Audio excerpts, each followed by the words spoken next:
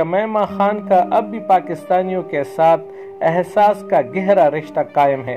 اور یہی وجہ ہے کہ عمران خان سے علیحدگی اختیار کرنے کے اتنے برسوں بعد بھی وہ نہ صرف پاکستان کے حوالے سے اپنے جذبات اور احساسات پر مشتمل ٹویٹس کرتی رہتی ہے،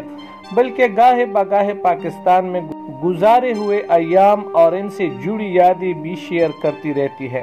کپتان کے قریبی رفقا کا کہنا ہے کہ جمیمہ خان اب بھی عمران خان کی محبت کے سحر میں مبتلا ہیں۔ پیارے دوستو، مزید معلومات سے پہلے ویڈیو کو لائک کر کے چینل کو سبسکرائب کر دے اور ساتھ میں بیل آئیکن کو بھی دبا دے تاکہ ہماری حوصلہ افزائی ہو سکے۔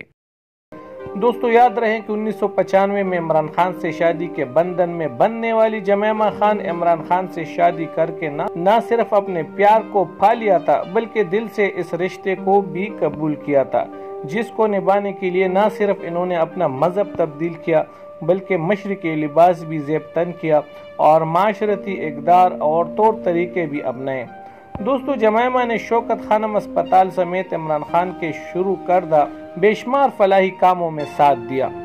دوستو، یاد رہے کہ جمیمہ 1995 میں عمران خان کے ساتھ شادی کے بندھن میں بندھی تھی اور 9 برس بعد 2004 میں ان دونوں کی راہیں جدا ہو گئی تھی۔ تاہم طلاق کے بعد جمیمہ نے اپنے نام کے ساتھ خان جوڑے رکھا۔ برطانیہ کے ایک ارب پتی یہودی گھرانے کی اکلوتی بیٹی جمیمہ کا برطانوی شاہی خاندان سے ذاتی تعلق بھی تھا، جس کی وجہ سے انہیں برطانیہ میں شہزادی جیسا پروٹوکول حاصل تھا۔